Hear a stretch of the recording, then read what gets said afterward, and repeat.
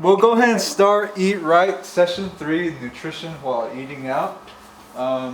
So before I start that, how has everyone's diet been for the last week? Okay, you're gonna do breakfast, lunch, dinner, but the weekends is just, you get to sleep in, you get to do pretty much what you need to catch up on, like laundry or household things, and run errands. Or you run errands, you go to town, and what is there in town? Eating out, junk of course. food. That's why I have this right here. Drive-through, curbside. Junk food, curbside. Eating out seems like a must, right? It seems like you have to do it. It's like if you don't do it, then it's not normal. You feel off. You're fed and just continue with your shopping. So that's another thing, is like buffets, or they're getting out of hand. They're getting too quick and fast, and it's not good. First thing people say, buffet, what do they think? Get my money's worth. Eat all I want. Eat until I'm about to bust. You hear people say that, or until you're about to pass out. They make fun of it, but that's actually what people do. Some people still go to the salad bar, but the main thing is the main dish, right? They go to the meats. The meat is the main attraction there. And then after that, where they have, I'm gonna have a dessert to help pass my food. Fruits was a good alternative for that. It's supposed to help keep you from being bloated. It's supposed to help your food digest. But somewhere down the line, I don't know where all these desserts came from, these pies, these cakes, the ice cream. And remember what we said? Those have more calories than the main dish. Yeah. And like what you said, the blizzard, the medium blizzard is what, 800 calories for a medium Snickers blizzard. Wow. Just think about how much calories you're taking in at that buffet right there. Like what Betty was talking about, do you guys ever ask about the food that's prepared for you? Like, let's say you go to a sit-down restaurant and you order one meal. You guys don't ever ask like how it's cooked, what it's made with, if they put salt on it? Most restaurants, they just microwave it. That's why it always comes out perfect, That's it, the cook doesn't even prepare the food. It's just microwave. Yeah. Most of the places where you sit down and eat, of course, why do you think they hide everything at the back and they never show you it? Yeah. And then they don't want you to come up and stand right there like watch them cook. Yeah. But then again, when you watch them cook, what do? Pull it out of the freezer, and then they pull out the patties that are made for you already. And then maybe it has a lot of salt on it already, but they don't want to do that in front of you, so they add it in already. So there's a lot of things that come into question when that happens. Yeah. So the main thing is that always ask how it's prepared. Why? Is because, first of all, it's going inside your body. And whatever goes inside your body, you have a right to know what you're eating. Another reason is because people have allergies. Yeah. These days, people are allergic to certain things, even down to chemicals. Some people might be allergic to MSG. So if you go into a restaurant, any place where they serve you food, you're buying it, you're using your hard-earned money to eat that, and it's going inside your body. So you do have a right to ask them how it's made. So we'll go on to the good and the bad of eating out. So starting out with the good, I'll give you guys some examples, but if you guys want to throw in some that maybe I might have missed, then you're more than welcome to. So the good, we'll start with the good, then we'll go down to the bad. People go out because I don't feel like cooking. Let's go run to the deli. Let's go run down to grandma's restaurant, or we're gonna go to town anyways later on, so we'll wait till there. And you see the burrito ladies every morning. Yeah. They have it all already right there, all stacked up like ammo right there. Yeah. Whatever one they want, like. Yeah. And then the next one, more time with loved ones. So I know people like to eat out. It's not normal if you see people eat out by themselves. So they usually like the attention. They like spending time with family, friends, or maybe even someone they work with, or you know, a special someone, like an anniversary or something. And then this one is very popular, sporting events. What do you see going on in that picture right there? They're eating and drinking. Watching a football They're game. eating, drinking, watching the game, And they and don't realize how much they're eating when you're drinking. yeah, yeah. Like I said, people don't know how much they're eating when Yeah. they have a distraction like that. Yeah. Especially at home. You don't even have to be out. You could be sitting at the couch like, oh, I'm gonna go eat in the living room. You know, that's a common thing you hear now. Yeah. Or what's another thing too? Phone. Yeah. Yep. And everybody was just eating there, but they were on their phone. A lot of distractions go on just like this, but they don't realize how much they're eating. They're just like, Yeah. at that point, they're not even thinking of serving size. They're just like, oh, I'm having a good time. What I'm saying is the time span. So let's say it's about three hours, and then 5 hours if it's like Super Bowl. And what do they do that whole time? They're like, we're still here. Let's go order another family-sized nachos. Yeah. Yeah, we're still hungry. Let's go eat something again while we're still here. Or let's go get another round. You know, you hear people say that. At that time, you know, they don't even know. Maybe, yeah, maybe they reach like 3,000 calories right there. Maybe graduation, anniversary, maybe, yeah, weddings. Maybe you order like catering.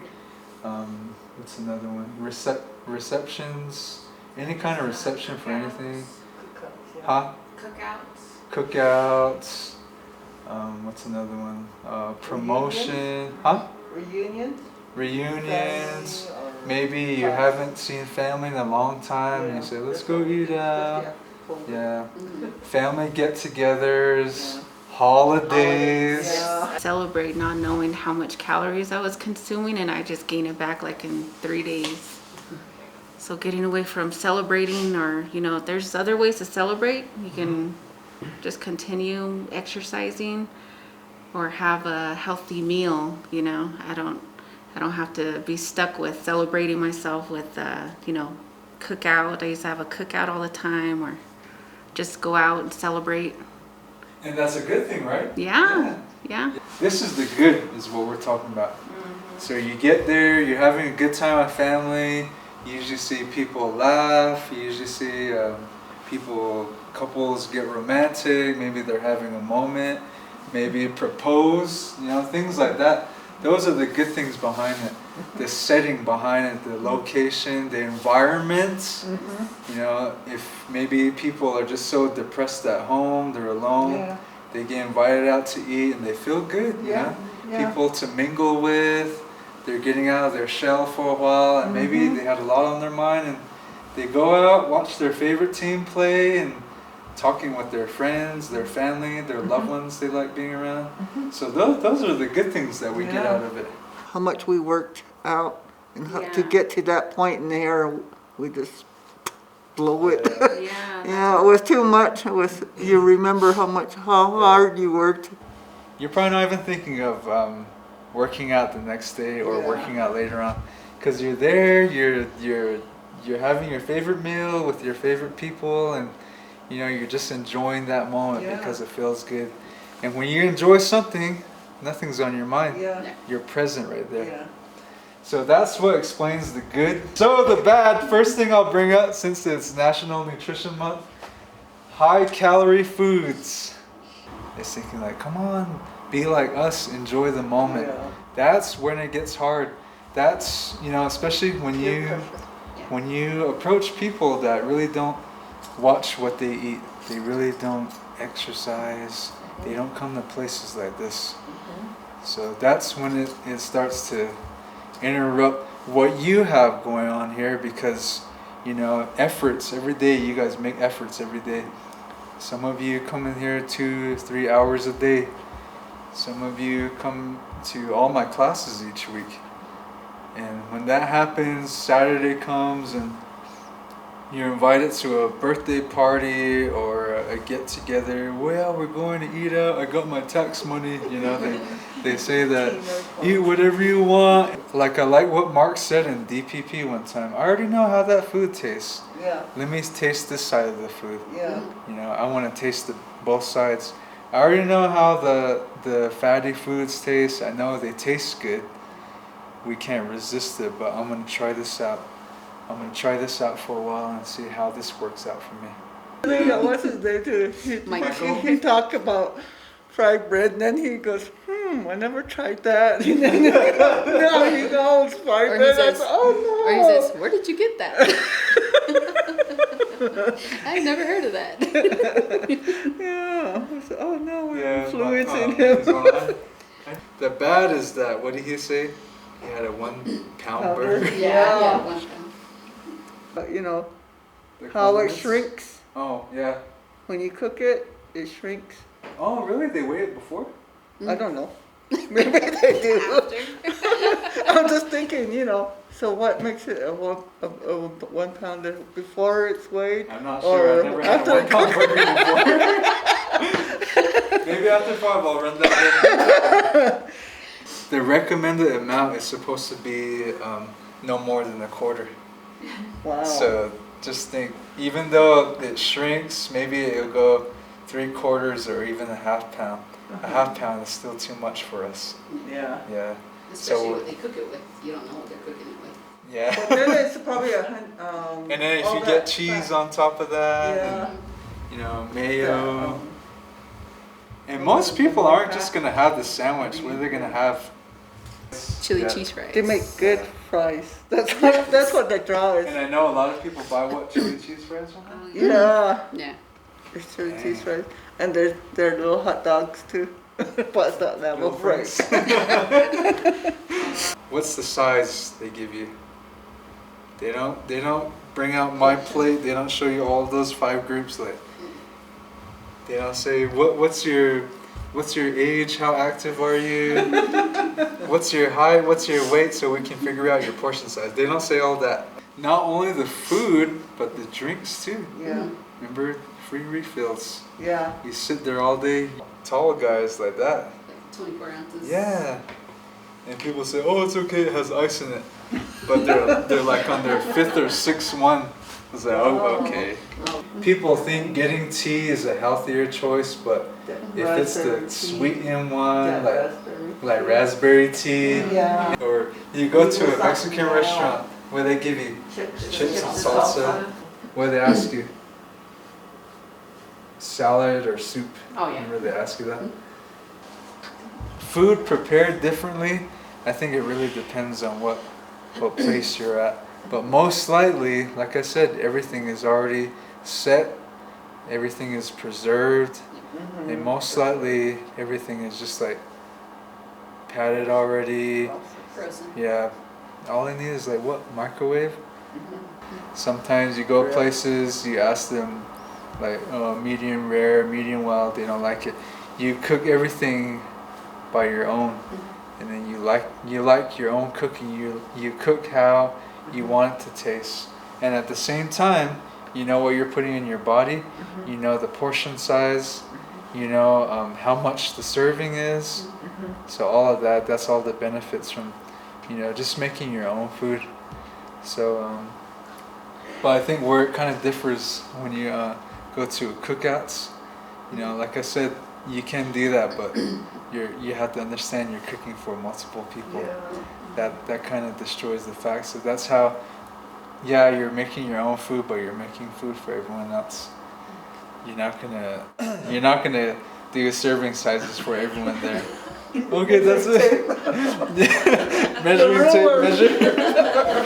Ruler, bring out your cups, put it over the steak like that. Yeah, you know. Or you go to your book. Okay, this This is the amount for this person, this amount for this person. That one can bring off. Okay. But when you cook for the whole family, the whole tribe comes by. Maybe you're at a squaw dance and you have like 500 people right there, and they're saying like, "Where's the fat? There's no kahan this, you know." Yeah. What is this? Skinny sheep. Yeah. Yeah. They look at the sheep like, that's a skinny sheep. Where's the fat? It's supposed to be fat. Okay, going on to the last one. They're just thinking, I want to feel good. They're not thinking of all the calories they're taking in with that. They meet at someone's house, they have good food, they have a fat sheep. Just kidding. Their ribs aren't showing. So like I said, at that moment, if you know you're going to do it, then you're more than welcome to. Especially if you felt like, you know, for example, if you come here and you know you earned it, that's when you can enjoy it too. Like what Melanie said, when you eat out, before you make that choice, before you think of that triple meat or that big 20-ounce steak, you think of, you know, all the progress. You think of that whole time, the whole time span you spent here. And I'm not going to throw away just for that. Yeah. You know, right there. You know, like I always say, there's always another day to have that. But for now, going back to what Mark said, I know how that food tastes. Yeah. I want to taste life right now. So that's a good way to put It's it. a lifestyle, you know. Yeah. There's two different things. You taste things right here, but down here, you can't really taste it, but this is where everything happens. So right here, everything might taste good, but when it gets down here, it becomes a whole nother problem. Yeah. And you don't know you're hurting it until, you know, organs break down, your blood sugar's high. But like I said, when people don't realize that they don't realize those symptoms until they're diagnosed with type 2. That's when things stop working. That's when people start getting high blood sugar and, you know, high cholesterol, high blood pressure, stroke, heart attack. See, some people, like I said, some people don't realize those. They don't know the signs. They don't know they're going through that until they fall over and that happens. And the sad thing is sometimes people don't get up from that. So yeah. So right now, like I say, sometimes you can't feel anything down here, no taste buds down here, just right here. But everything's shown to you like nutrition facts. It's always good to be aware of that. The good nutrition. Just tell yourself, this is good for me. It's nourishing my body. Not just this. Yeah. Betty Holion from Coyote Canyon. I come to to the wellness center because it helps me. I said I would work on myself, which I just thought at first, okay, I walk, and I thought I didn't need, strength any, but I do. So that's why I've been coming here to the wellness center, and then plus all that includes nutrition too, because my first thought was I can eat anything I want, and then since I walk it off anyway, but it's not true. It affects the other parts of your body too. Like, so I'm learning a lot through this class because they do little workshops and stuff. Because I see a lot of my friends go through a lot of health issues, and I'm trying to just avoid that, having a hard time, and just trying to take care of myself because I don't want somebody else taking care of me.